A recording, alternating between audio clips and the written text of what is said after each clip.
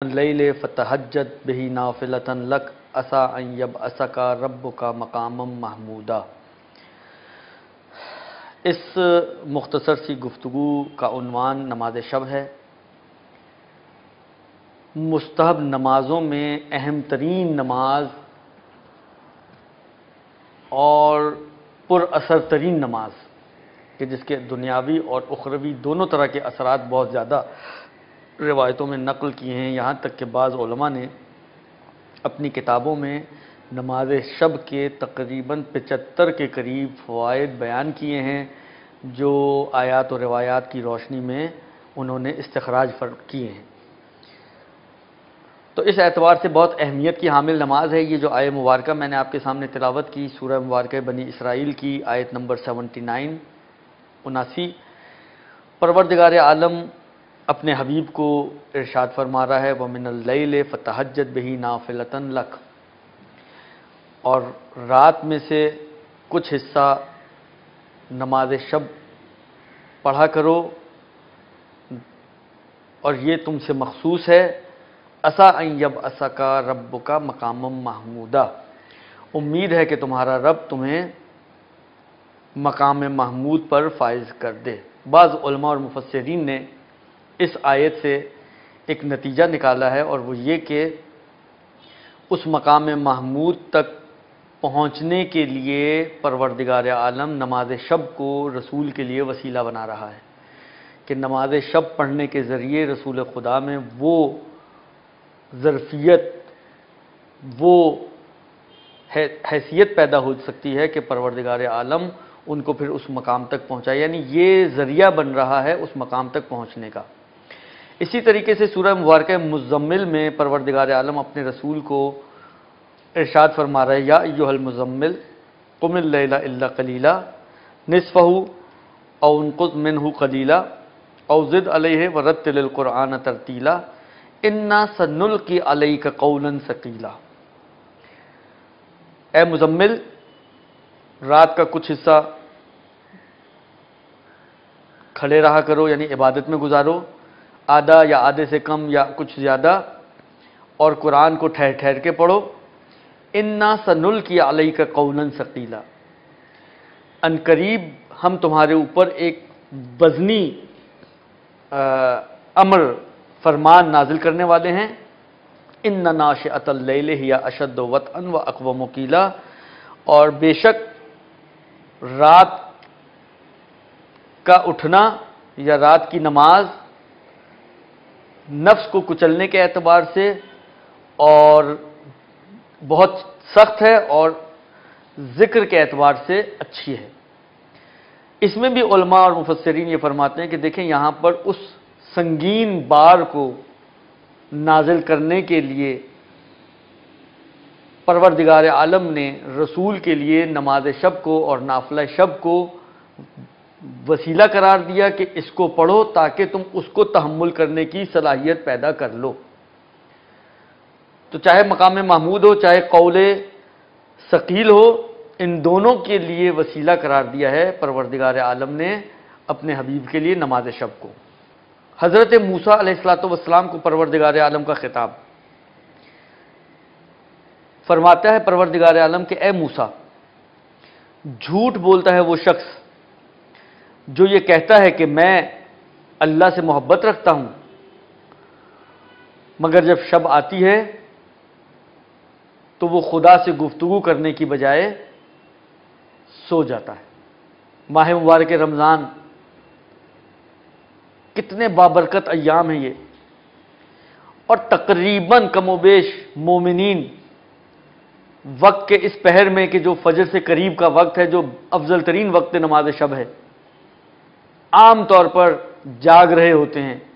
نماز فجر کا انتظار کر رہے ہوتے ہیں۔ تو بجائے اس کے کہ ہم اس قیمتی وقت کو، اس اہم وقت کو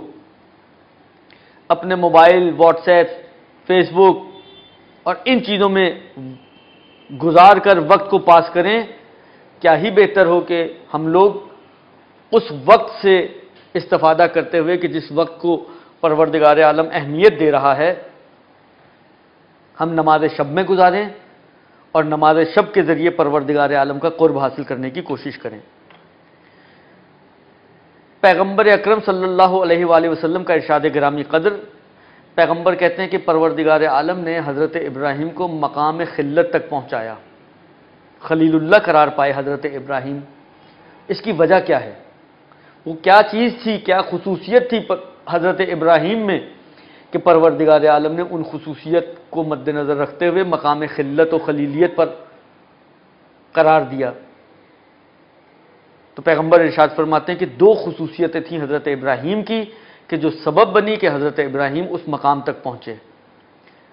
پیغمبر کے لیے بھی مقام بالا تک پہنچنے کے لیے ذریعہ بن رہا ہے نماز شب۔ جناب ابراہیم کے لیے دو خصوصیتیں بیان کی ہیں پیغمبر نے۔ پہلی خصوصیت،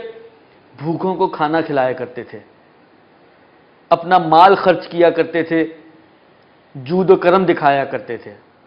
بھوکوں کو کھانا کھلانا اتنی بڑی خصوصیت قرار پائی کہ اس ایک خصوصیت پلس دوسری خصوصیت کے تحت پروردگار عالم نے جناب ابراہیم کو مقام خلت عطا کیا۔ اور دوسری خصوصیت جو بیان ہوئی وہ یہی ہے کہ نماز شب پڑھا کرتے تھے، یعنی جب لوگ سو رہے ہوتے تھے، غفلت کی نیند میں وقت گزار رہے ہوتے تھے، تو ان غافلوں کے درمیان جناب ابراہیم کھڑے ہو کر خدا سے راز و نیاز کیا کرتے تھے اور نماز شب پڑھا کرتے تھے۔ حضرت ابراہیم کے خلت تک پہنچنے کا ذریعہ نماز شب، رسول پاک کے مقام محمود تک پہنچنے اور قول ثقیل کے نازل ہونے کا ذریعہ نماز شب۔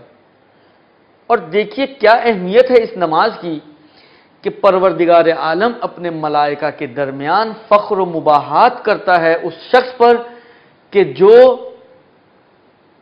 لوگ سوئے ہوئے ہوں اور وہ کھڑا ہو کر خدا کی بارگاہ میں نماز شب انجام دے رہا ہو۔ لہذا روایت کا جملہ یہ ہے کہ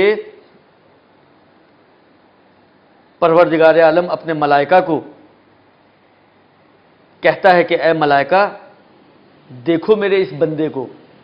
جو اپنے نرم و گرم بستر کو چھوڑ کر نماز میں مشغول ہوا ہے، جبکہ میں نے اس نماز کو اس پر واجب قرار نہیں دیا۔ یہ کمال کی بات ہے، واجب قرار نہیں دیا مگر اس کے باوجود یہ اپنے بستر کو چھوڑ کر میری محبت میں گویا اس نماز پر کھڑا ہوا ہے، لہذا گواہ رہنا میں نے اس کو بخش دیا۔ میں نے عرض کیا کہ اس روایت کے بہت زیادہ مادی و معنوی فوائد روایتوں میں بیان ہوئے ہیں، وقت بہت مختصر ہے، میں ایک دو چیزوں کی طرف اشارہ کروں جو اہم مراحل ہیں کہ یہ نماز جو ہے یہ قبر میں انسان کی نور پیدا کرتی ہے، وحشت قبر کے زائل ہونے کا سبب بنتی ہے، قبر میں انسان کے لیے انسیت اور مونس بنتی ہے، انیس و مونس بنتی ہے، فقر و فاقے کو دور کرتی ہے۔ عجیب جملہ روایت کا، مولا کہتے ہیں کہ جھوٹ بولتا ہے وہ شخص جو نماز شب پڑھتا ہے اور پھر کہے کہ میں بھوکا سویا۔ آپ سوچئے کتنی اس کا ربط ہوگا اس بات سے۔ میں بات کو یہیں پہ سمیٹتے ہوئے صرف بہت ہی مختصر طریقہ ان دوستوں اور ساتھیوں اور مومنین کے لیے کہ جو پوری نماز 11 رکعت نہ بھی پڑھ سکیں، 11 رکعت پڑھیں بہت ہی بہتر ہے، سب سے زیادہ فائدہ اسی کا ہی ہے، لیکن اگر کوئی 11 رکعت نہ بھی پڑھ سکے تو کم سے کم 3 رکعت ضرور پڑھے۔ 2 رکعت نماز شفع کی نیت سے مثل فجر، صرف قنوت رجا کی نیت سے پڑھا جائے گا اس میں، اور 1 رکعت نماز وتر کی نیت سے کوئی بھی سورہ اس میں پڑھ سکتا ہے۔ قنوت میں یہ جو آپ بعض کتابوں میں بڑے تفصیلی قنوت دیکھتے ہیں، یہ ہو جائیں تو بہت اچھا ہے، نور علی نور ہے، لیکن نہ بھی ہوں تو بہت مختصر سا قنوت بھی پڑھ کر وہ اس نماز کو ختم کر سکتا ہے۔ نتیجتاً یہ نماز 3 رکعت بھی اگر پڑھ لے تو انشاءاللہ آہستہ آہستہ پورے 11 رکعت کی توفیق بھی حاصل ہوگی، اور کچھ نہ کچھ بینیفٹس جو نماز شب کے ہیں بہرحال اس کو حاصل ہو جائیں گے۔ وآخر الدعوانا ان الحمدللہ